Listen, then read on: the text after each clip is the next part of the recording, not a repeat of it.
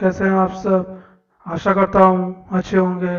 आज का current affair study hub 24 channel पे लेकर मैं हाजिर हूँ। चलिए शुरू करते हैं। राजीव गांधी किसान न्याय योजना will be launched by which state on 21st of May 2020 to empower the rural economy। Rajiv Gandhi किसान न्याय योजना किस राज्य के द्वारा 21 मई 2020 को रूरल इकोनॉमी को बढ़ाने के लिए घोषणा की गई।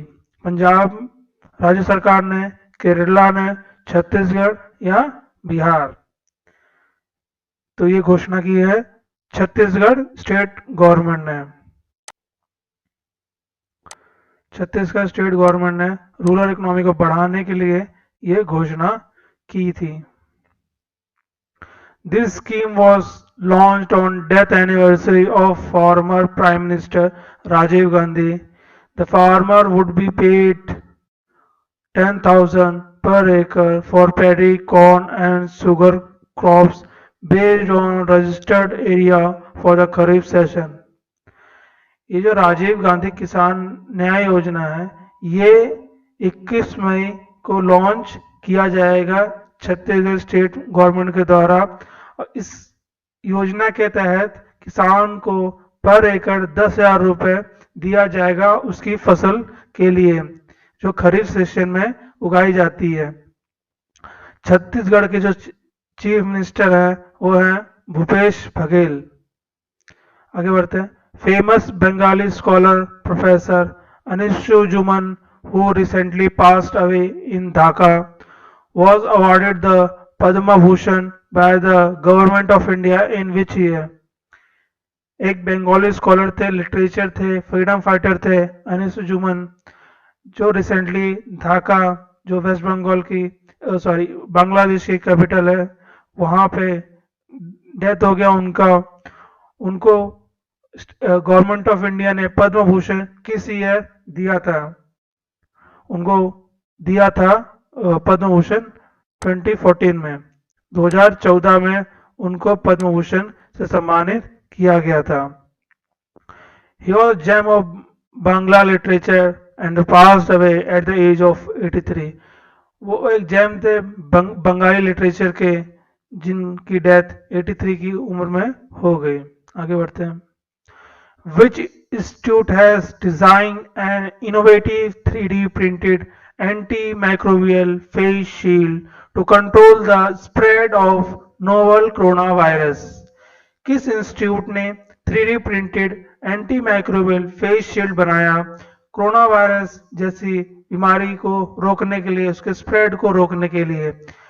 National institute of pharmaceutical education and research, Jawaharlal institute of post graduate medical education and research, IIT Bombay या एम्स दिल्ली? किस इंस्टीट्यूट ने ये 3D प्रिंटेड मॉडल तैयार किया? तो ये तैयार किया है national institute of pharmaceutical education and research, इसने ये तैयार किया है। इसको निपर भी कहते हैं। National Institute of Pharmaceutical Education and Research, Guwahati, designed two outstanding product to help people fight against coronavirus। जो निपर है गुवाहाटी में जो स्टेब्लिश है उसने दो ऐसे प्रोडक्ट बनाए हैं जो हम लोगों को कोरोना वायरस से जैसी बीमारी से लड़ने में बहुत हेल्पफुल होंगे। पहला प्रोडक्ट है clean 3D printed hand free object that could be used to help open or close doors, window, refrigerator।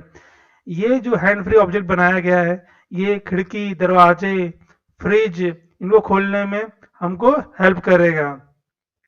और दूसरा प्रोजेक्ट तो था ये जो anti microbial face shield, anti microbial face shield जिससे हम कोरोना वायरस को स्प्रेड करने से रोक सकते हैं। हमारे इंडिया में 7 national institute of pharmaceutical education research हैं और जो ये निपर गुवाहाटी में बनाया गया था इसका जो डेवलपमेंट हुआ 3D मॉडल का, वहां के डायरेक्टर हैं डॉक्टर USN मूर्ति। चलिए आगे बढ़ते हैं।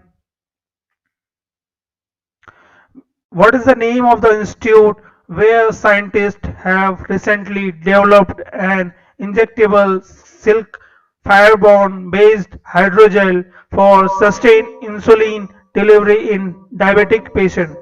किस इंस्टीट्यूट में फाइब्रोगिन बेस्ड हाइड्रोजेल बनाया गया है डायबिटिक पेशेंट के लिए? इंडियन इंस्टीट्यूट ऑफ साइंस में, Raman research institute, national centre for biological sciences, Jawaharlal Nehru centre for advance research, किस इंस्टीट्यूट में इसको डेवलप किया गया है? तो वो किया गया है Jawaharlal Nehru centre for advance research. यहाँ पे इसको डेवलप किया गया है जो डायबिटिक पेशेंट के इलाज में हेल्पफुल होगा। India is home to around 8 crore diabetic, the second highest in the world after China. India में लगभग 8 करोड़ के आसपास डायबिटिक पेशेंट हैं। चाइना के बाद दूसरा नंबर इंडिया का है। इस इंसुलिन को बनाने से बहुत हेल्पफुल होगा ऐसे पेशेंट्स को ट्रीटमेंट देने में। Professor T Govind Raju and his research team develop this, किस प्रोफेसर के अंडर ये डेवलप किया गया है? तो वो है प्रोफेसर टी गोविंद राजू। आगे बढ़ते हैं। When was the Constitution of India came into effect? कब हमारा संविधान लागू हुआ? तो वो लागू हुआ 26 जनवरी 1950। 26 जनवरी 1950 को हमारा संविधान लागू हुआ है।